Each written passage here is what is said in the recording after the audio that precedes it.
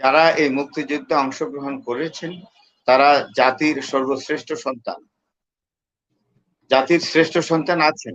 অন্যান্য কাজে তারা অবশ্যই অবদান রেখেছেন, কেউ শিক্ষায় রেখেছেন, কেউ আপনার সাহিত্যে রেখেছেন।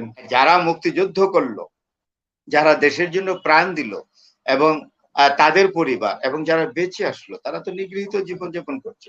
সেই জন্য তাদেরকে আমি কোটার মাধ্যমে আনা হয়েছে। মহান মুক্তিযুদ্ধে যারা প্রাণ দিয়েছে, যারা মুক্তিযুদ্ধ করেছে, সেই জাতির শ্রেষ্ঠ সন্তানদের কে কিভাবে ভালো রাখা যায় এই দেশে, এই মুক্তিযুদ্ধে যারা অংশগ্রহণ করেছিলেন এবং যারা শহীদ হয়েছিলেন, বিশেষ করে যারা জীবিত ছিলেন, যুদ্ধ করে ফিরে এসছেন, তাদের মধ্যে যাদের যোগ্যতা ছিল, শিক্ষাগত যোগ্যতা, তাদেরকে বিভিন্ন জায়গায় চাকরি দেওয়া হয়েছে। এবং এটা মনে রাখতে হবে, মুক্তিযুদ্ধ বাংলাদেশের সবচেয়ে বড় গৌরবের ইতিহাস। এবং মুক্তিযুদ্ধের মাধ্যমে যেই অর্জন, সেটা হলো স্বাধীনতা। স্বাধীনতা হলো আমাদের বাঙালি জাতির সবচেয়ে বড় প্রাপ্তি। এইটা, এই ব্যাপারে অন্তত আমার কোনো দ্বিমত নাই এবং থাকবেও না কোনোদিন। সুতরাং যারা এই মুক্তিযুদ্ধে অংশগ্রহণ করেছেন তারা জাতির সর্বশ্রেষ্ঠ সন্তান, জাতির শ্রেষ্ঠ সন্তান আছেন। অন্যান্য কাজে তারা অবশ্যই অবদান রেখেছেন, কেউ শিক্ষায় রেখেছেন, কেউ আপনার সাহিত্যে রেখেছেন, কেউ সমাজকর্মে রেখেছেন, অনেক ক্ষেত্রে রেখেছেন। কিন্তু আমি যেটা বলবো, যারা মুক্তিযুদ্ধে অংশগ্রহণ করেছেন তারা জাতির সর্বশ্রেষ্ঠ সন্তান। এবং অধিকাংশ মুক্তিযোদ্ধা ছিলেন খুবই প্রান্তিক পরিবেশ থেকে বা প্রান্তিক একটা পটভূমি থেকে তারা এসেছিলেন। তারা দরিদ্র মানুষ। এবং মুক্তিযুদ্ধের ফুটেজ গুলো দেখেন, দেখবেন যে লুঙ্গি পরা, তার গায়ে কোনো জামা নাই, একটি রাইফেল নিয়ে খালি পায়ে রাইফেলটা নিয়ে দৌড়াচ্ছে। রাইফেলটা খুব উন্নত মানের না, কারণ সফিস্টিকেটেড আর্মস দেওয়ার ক্ষমতা তখন আমাদের সরকারের ছিল না, প্রবাসী সরকারের। আর ভারত থেকে যে সাহায্য এসেছিল সেটা আমরা পরে পেয়েছি, প্রাথমিকভাবে পাইনি। সুতরাং প্রাথমিকভাবে ভারতও চিন্তা ভাবনা করতে হয়েছে যে কিভাবে আমাদেরকে সহযোগিতা করবে। সেই সময়টুকুতে আপনি দেখবেন যে কত প্রান্তিক পরিবারের মানুষ, দরিদ্র মানুষ, একেবারে মাঠে কাজ করা মানুষ কিন্তু গিয়েছে মুক্তিযুদ্ধে।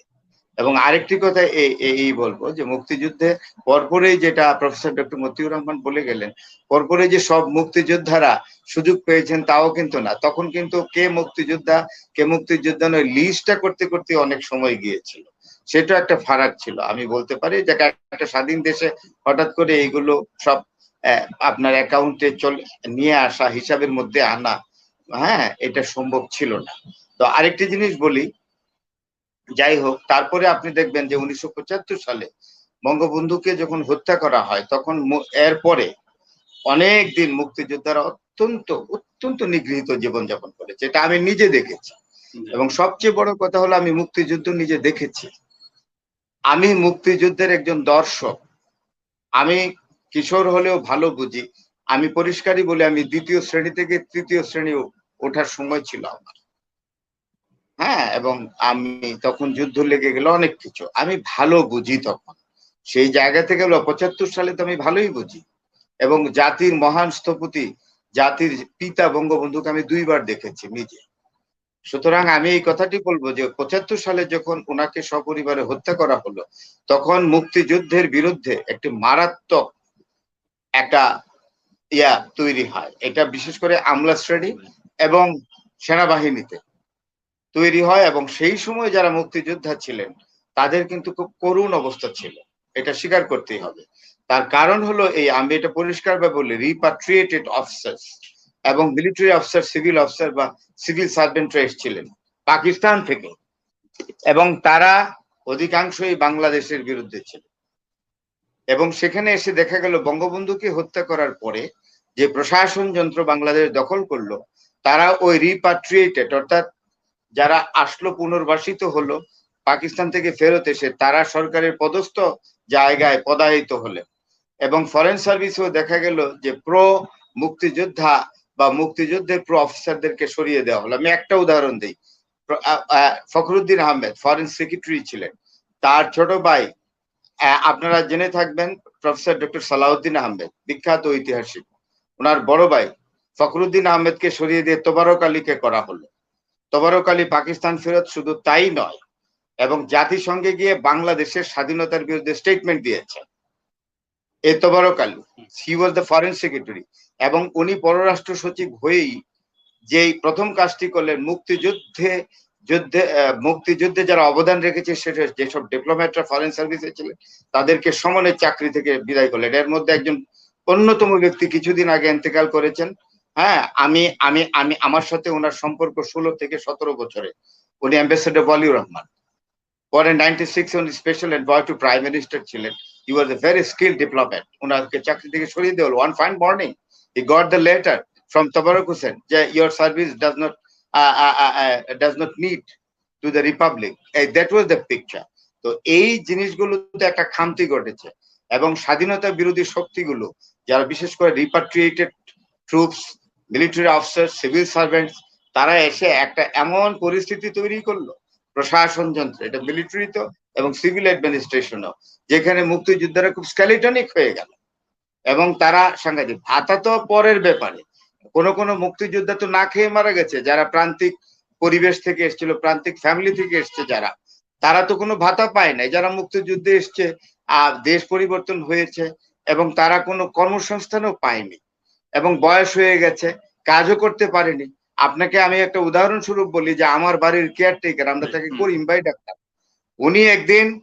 উনি দেখলাম যে আমাদের বাংলা ঘরে থাকতেন, নাই। পরে 1 মাস কোনো খবর নেই, 1 মাস পরে আমার আব্বার কাছে একটা চিঠি আসলো যে আমি মুক্তিযুদ্ধে যোগদান করেছি। এই করিম ভাই তো একটি ভাতাও পাননি এবং অত্যন্ত অভাবগ্রস্ত হয়ে মারা গেছেন। আমি একটু চাকরি যাওয়ার পরে ওনাকে একটু খবর টবর নিতাম, সহযোগিতা করতাম, কিন্তু অসুস্থতা মারা গেলেন খুবই অত্যন্ত কষ্টে। এবং জাহাঙ্গীরনগর বিশ্ববিদ্যালয়ের তৎকালীন ভিসি প্রফেসর ডক্টর মুস্তাহিদুর রহমানের কাছে অনুরোধ করে আমি ওনার ছেলেকে একটি দোকান দিয়েছিলাম, জাহাঙ্গীরনগর বিশ্ববিদ্যালয়ের দোকান দেওয়ার, সেই দোকানটা করে এখন সে খায়। এরকম আমি একটা উদাহরণ দিলাম, এরকম পিকচার কিন্তু মারাত্মক। তাহলে এটা হলো কেন? আমার কথা হলো, এখন যে কোটার প্রশ্নটা তো আসছে এই জন্যই যে যারা মুক্তিযুদ্ধ করলো, যারা দেশের জন্য প্রাণ দিল এবং তাদের পরিবার এবং যারা বেঁচে আসলো, তারা তো নিগৃহীত জীবনযাপন করছে। সেই জন্য তাদেরকে আমি কোটার মাধ্যমে আনা হয়েছে। তবে এর অর্থ এই নয় যে মেধার ভিত্তিতে, যে মেধার অবস্থানটুকুকে কোনোভাবেই খর্ব করা যাবে না। সেই জায়গায় আমি একমত, অবশ্যই একমত। এবং আমি এই কথাটি বলে এখানে শেষ করি, মাননীয় প্রধানমন্ত্রী, আমি যতটুকু ওনাকে জানি এবং চিনি, অত্যন্ত বিবেকবান। উনি হয়তো বলেছেন, হ্যাঁ, অনেক কষ্টে অনেকে অনেক কথা বলেছেন, তো সেই জন্য বলেছেন, কিন্তু উনিও মেধার মূল্যায়ন করেন। অবশ্যই এটা আমি নিজে জানি এবং নিজে এটার সাক্ষী।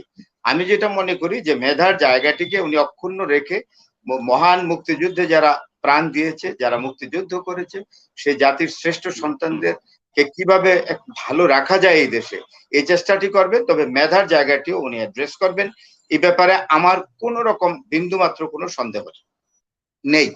এবং আশা করি আন্দোলন যারা করছে, আরেকটি জিনিস বলছেন যে হ্যাঁ, আমিও তো খবর পেয়েছি যে কমিউনিজমে একটি কথা আছে, প্রফেসর সাহেব এখানে ভালো বলতে পারবেন, যে ফিফথ কলামিস্ট বা ফিফথ কলাম, অর্থাৎ এইখানে বিশৃঙ্খলা সৃষ্টিকারী লোকজন ঢুকে যায়।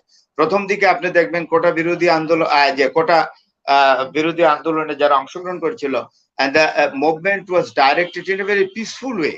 এরপর হঠাৎ করে 2-4 দিন আগেই দেখলাম যে it has turned into a destructive means, তাই না? তাইলে তারা তত পুলিশে খবর নেয়, ডিজিএফআই তো খবর নেয়, তাইলে এইখানে কিছু নাশকতা সৃষ্টিকারী লোকজন তো ঢুকেছে যাতে আন্দোলনটা নাশকতায় নিয়ে যায় এবং একটা পরিস্থিতি তৈরি করতে পারে। এন্ড দ্যাট ইজ ওয়াই এখানে বিভিন্ন রাজনীতিবিদরা তো কমেন্ট না জেনে করেন নাই, নিশ্চয়ই করেছে। আমি নিজেও তো জেনেছি, তাই না? আমি নিজেও জেনেছি there is a penetration of the loitering people who are creating loitering situation and turning the movement into destructive way.